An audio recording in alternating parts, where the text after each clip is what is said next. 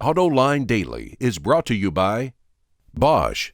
The number of clean diesel models in North America will double by 2014. Bosch Clean Diesel.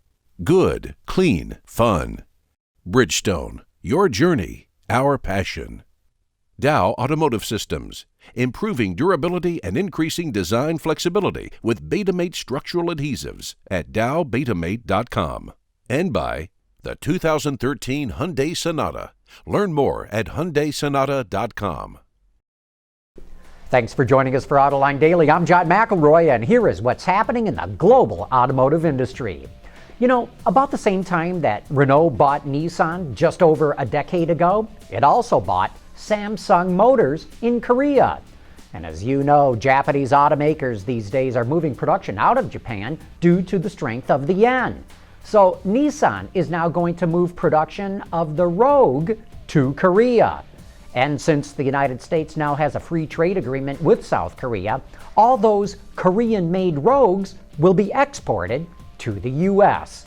Nissan had considered making the Rogue in the U.S., but Samsung sales in Korea have plummeted 32% so far this year, Wards reports. Renault Samsung desperately needed more production in Korea. More and more people who live in large cities are foregoing car ownership. Zipcar, for example, has built up a business of renting cars by the hour.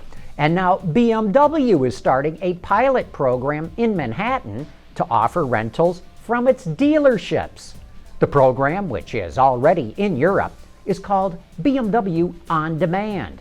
According to Autoblog, the Manhattan dealership will have 100 328i's in its fleet to begin with, and later will include the 7 Series, X3, X5, and possibly the M3 and M5. If all goes well, BMW On Demand will expand to other cities throughout the U.S. PSA, the parent company of Peugeot and Citroen, which is in desperate financial trouble, just signed an agreement with Toyota to build light commercial vehicles for the Japanese automaker in the European market. Starting in the second quarter of next year, PSA will provide Toyota with vans based on the Peugeot Expert and Citroen Jumpy. The two will also collaborate on future models that will also be built by Peugeot, and as you'll remember, GM just bought part of PSA to help split the cost of developing new models, so presumably it approved of the work with Toyota. Wards reports that recall numbers have been historically high for the past 3 years. In 2009 and 2010, the number of cars recalled exceeded the number sold by a few million units. Consumer groups point to automakers being more proactive and less afraid to issue recalls, while at the same time citing the increasing complexity of modern cars. Toyota leads the league with nearly 850,000 recalls in the first half of 2012, followed by Honda with 713,000. Even Rolls-Royce called back 69 cars due to potential water pump fires. Just like the horsepower wars raging in the world of high-performance cars, makers of hybrid vehicles are in the middle of their own battle over MPGs. Ford is touting the superior economy of its C-Max Energy compared to its main competitor, the Prius V. The Dearborn automaker is also showing off the C-Max's 20-mile electric and 550-mile combined range. The C-Max's electric range is nearly double that of the Prius V's. Cadillac was starved of new product during GM's struggle with bankruptcy, but now it's coming out with 2 new cars, the XTS and the ATS. Coming up next, we're going to take a look at the bigger one. Clean diesel models in North America will double by 2014. Why? Higher take rates, lower cost of ownership, longer range and better fuel mileage, lower CO2 emissions. Clean diesel, good, economical, functional. Bosch, invented for life. Later this week, Cadillac will pull the embargo off the driving impressions of its new small car, the ATS. But before we get to that one, Andrew Justa shows us what the bigger XTS is all about. The XTS is an incredibly important vehicle for Cadillac. It represents the brand's first truly legitimate competitor in the large luxury segment in quite some time, and because of this, they are throwing every technology in the GM playbook at it, including magnetic ride control from the Corvette, hyperstrut front suspension from the Buick Regal GS, and on the inside, Cadillac's Q infotainment and navigation system.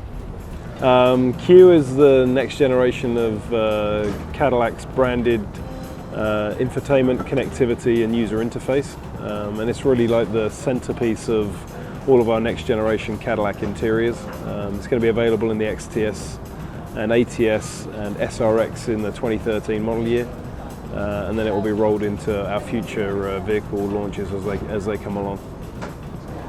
We were able to throw in the magnetic ride control, which is an excellent system to allow a smooth, luxurious ride when you're just cruising down the highway nice and straight, but then it affords you the performance to be able to get great steering, very precise, very confident feeling in the turns if you want it to be, a bit more of a driver's car. So it's we've coupled the magnetic ride control with the hyperstrut technology, which is a fantastic variation on the McPherson strut. Even with all this technology courtesy of the General's war chest, the XTS comes up just a bit short from a driver's point of view. GM lists the Mercedes E350 as one of the big Cadillac's main competitors, and on a luxury front, it competes very well. The interiors are very comparable, but even in its 210 horsepower diesel trim, the E350 just feels more sporty and can break the rear wheels loose without really trying. Where the XTS truly shines, though, is spaciousness. The rear seats are fit for all kinds of unelected world leaders or otherwise infamous VIPs. As for the trunk, some say the Audi A6, A8, and BMW 7 Series have large trunks. But let me tell you, the XTS has them all beat, with 18 cubic feet of mobster-friendly cargo room. Back outside the trunk, GM's efforts at making Cadillac a truly international brand and reclaiming their old tagline, standard of the world, is either more focused or less enthusiastic with this model. The XTS will be built in China, and we've worked very closely with our Chinese partners to design and refine the vehicle. So things like rear seat legroom that are very important to the Chinese buyer, delivered in spades in the XTS. It's equally important to US, Chinese, and buyers around the world that the interior be elegant, that it be delivered with craftsmanship, attention to detail, authentic materials like real metal, real wood, real leather. All of those aspects the luxury buyers globally will value.